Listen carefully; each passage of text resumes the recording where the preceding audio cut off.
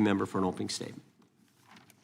Thank you very much, Mr. Chairman, and welcome, Director Patel. You and I have not had the opportunity to meet, and alas, you failed to respond to the 8 oversight letters I've sent you over the last 7 months. So we do have a lot of questions piling up for you, but I want to start with a word of praise. The first FBI director was J. Edgar Hoover, who steadfastly refused to hire women, African Americans, and other minorities as agents. And although he was a closeted homosexual who lived in domestic partnership for decades with Clyde Tolson, he also participated in anti-gay crusades. He aggressively promoted what we would today call white Christian nationalism, and he would undoubtedly be turning over in his grave to see as one of his successors a first-generation Indian American and a proud Hindu. So I congratulate you on being a breakthrough in this sense and being a beneficiary of the civil rights movement that opened up the FBI and the federal workforce to lots of people who never would have been hired in its first decades. Alas, you share J. Edgar Hoover's dangerous obsession with blind loyalty over professionalism and effective public policy. For Hoover, it was blind loyalty to him in keeping his secrets. For you, it's blind loyalty to Donald Trump in keeping his secrets. During your confirmation, it was widely noted on all sides that your primary qualification was your unwavering loyalty to Trump. Unlike other directors, you had no work experience at the FBI, but you had made over 1,000 media and political appearances in support of Trump's campaign. Your Senate confirmation vote was 51-49, the closest in history, with your opponents warning you were not qualified and had no interest in actually developing the qualifications for the job. I hoped that they were wrong. Alas, they were not. While most other new FBI directors drew on their experience as FBI agents, you didn't have that. But you did write a picture book trilogy for children ages 5 and up based on your experience clashing with President Trump's political enemies. In your book, you describe your literary alter ego, Kash the Knight, as a wacky, easily bored wizard carrying out King Donald's vengeance by driving his enemies out of the kingdom. In the books, King Donald is besieged by the evil Hillary Queentown, but saved in the end by Kash. Then Kash goes on to catch mules who are stealing the 2020 election for the great King Donald from Sleepy Joe. And then in the third book, Kash takes down the dragon of the jalapenos, nicknamed the DOJ. Your supporters had hoped that you would graduate from imagining yourself a romantic fairy tale knight to actually running America's premier federal law enforcement agency. Alas, just as we've learned how dangerous it is to put a science-denying anti-vaxxer in charge of our public health, we've learned how dangerous it is to name as director of the FBI a man who thinks of himself as a fairy tale knight who keeps a fire-breathing dragon named DOJ at home to forcibly drive villains out of the kingdom. When Charlie Kirk was assassinated, while his killer was still on the loose, you decided you didn't need to be at FBI headquarters in Washington to work with your team while the chaotic manhunt unfolded. You spent your evening dining in a swanky Midtown Manhattan restaurant and tweeting out false information that the subject of the shooting was in custody, a statement you had to retract 1 hour later. Your performance was so disturbing that even the MAGA base was alarmed. Culture warrior Christopher Rufo, who just a few months ago sat in your chair as a Republican witness, observed that you performed terribly, and he called for your ouster.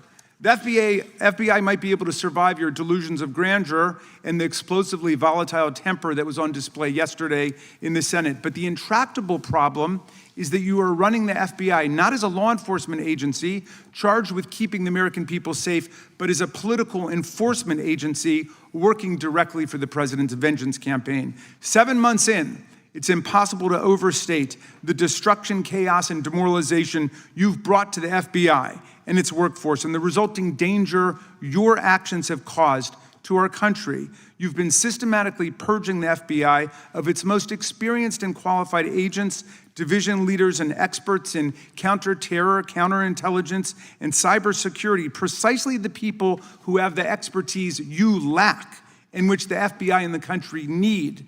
They've been expelled from the ranks of the Bureau simply because they did their duty investigating crimes, including those committed by the mob that attacked the Capitol on January 6, 2021, and beat the hell out of more than 140 police officers, or simply because you suspected them of being insufficiently loyal to Donald Trump. You illegally sacked Brian Driscoll, the former acting director of the Bureau and a decorated counterterrorism expert who worked at the FBI for nearly 20 years. According to Driscoll, you told him your own job, quote, depended on the removal of agents who worked on the cases against the president, regardless of whether the agents chose to work on those cases or not. You added, quote, the FBI tried to put the president in jail and he hasn't forgotten it.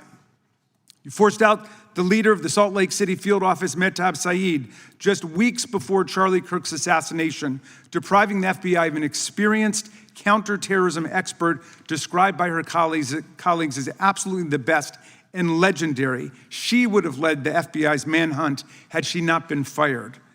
When Trump decided that rounding up immigrants with no criminal records was more important than preventing crimes like human trafficking of women and girls, drug dealing, terrorism, and fraud, you ordered the 25 largest field offices to divert thousands of agents away from chasing down violent criminals, sex traffickers, fraudsters, and scammers to carry out this immigration crackdown.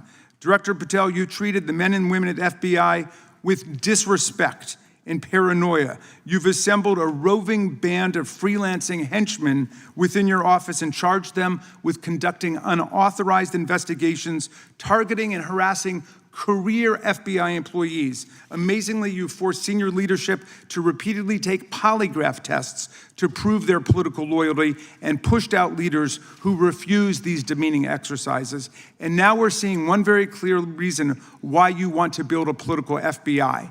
The Epstein Files. You want an FBI blindly loyal to Trump and to you as his enforcer so you can continue your cover-up of a massive international sex trafficking ring with more than 1,000 victims betraying all of the survivors of the sexual violence. Before you got in this job, you called for full release of the Epstein Files, telling podcaster Benny Johnson that the only reason the list was not released by DOJ and FBI was, quote, because of who's on that list. Upon your confirmation, you promised that, quote, there will be no cover-ups, no missing documents, no stone left unturned. And anyone from the prior or current Bureau who undermines this will be swiftly pursued. This spring, you ordered hundreds of agents to pore over all the Epstein files, but not to look for more clues about the money network or the network of human traffickers. You pulled these agents from their regular counterterrorism or drug trafficking duties to work around the clock, some of them sleeping at their desks, to conduct a frantic search to make sure Donald Trump's name and image were flagged and redacted wherever they appeared, whether an email, a text, a letter, an interview, a photograph, or a video. In May, Attorney General Bondi reportedly told Trump that his name had indeed appeared multiple times throughout the Epstein files. And not long thereafter, in July, you and the Attorney General released a memo claiming that, quote, no further disclosure would be appropriate or warranted. In a few short months, how did you go from being a crusader for accountability and transparency for the Epstein files to being a part of the conspiracy and cover-up? The answer is simple. You said it yourself, because of who's on that list. Donald Trump's relationship with Epstein over the years is well documented. A week ago, the Oversight Committee released Trump's disturbing birthday book, Note to Epstein, written over a drawing of a woman's naked body, referring to a, quote, wonderful secret. The Oversight Committee obtained the note from the Epstein estate, not from the FBI, raising questions again of whether the FBI has been withholding documents. While you're unleashing the FBI to cater to Trump's desire to shut down the Epstein inquiry, the first 9 months of the Trump presidency have seen a spate of political violence and domestic terror events. We saw deadly attacks on political figures on both the left and the right. The brutal assassination of Minnesota Democratic House Speaker Melissa Hortman and her husband, and the attempted murder of Democratic State Senator John Hoffman and his wife, who miraculously survived a combined 17 gunshots. We saw an arsonist set Pennsylvania Governor Josh Shapiro's residence on fire. And of course, last week, we saw the horrific, cold-blooded assassination of Charlie Kirk in Utah that has shaken the nation. 1 minute after Charlie Kirk was shot in the neck, a 16-year-old shooter in Evergreen, Colorado, radicalized by white supremacist ideology online, opened fire and critically wounded 2 other students at Evergreen High School. We've seen lethal anti-Semitic violence, including the murder of 2 young Israeli embassy staffers just blocks from the Capitol, and then in the attack on a gathering of Jewish people in support of hostages held in Gaza in Boulder in June. We've seen continued mass shootings at schools, like the domestic terror incident at a Catholic school in Minneapolis last month, which killed 2 children and wounded 18 others. And in August, a man fired more than 500 bullets at the Centers for Disease Control and Prevention, killing a police officer who was a Marine veteran and a father. People like Melissa Hortman and Charlie Kirk should be able to participate in politics as elected officials or active citizens without being shot down in cold blood in the United States of America. People should also be able to go to elementary school, to middle school, to high school, to work, to the mall, and to church without being shot down in explosions of gun violence. The important position at the FBI requires a leader who puts public safety and national security and the rule of law first. I'm afraid, Director Patel, you've given us reason to believe you've used the powers of the FBI to serve Donald Trump and his agenda of partisan retribution. You've broken your promise not to do that. You've betrayed Jeffrey Epstein's victims and survivors. You've turned your back on the career law enforcement officers of the FBI, and as a result, you've left all of us less safe than before. Mr. Chairman, I yield back. Gentleman yields back. That opening statement may have been longer than any book director's ever written or anyone else has written. Without objection, all of the opening statements will be included in the record. We will now introduce today's witness. Mr. Patel has been the director of the FBI since February of 2025. He previously served as chief of staff at the Department of Defense, deputy director of national intelligence with the National Security Council, and also as a congressional staffer, as a federal prosecutor, where he focused on national security cases, and he also worked as a public defender in the state of Florida. We welcome our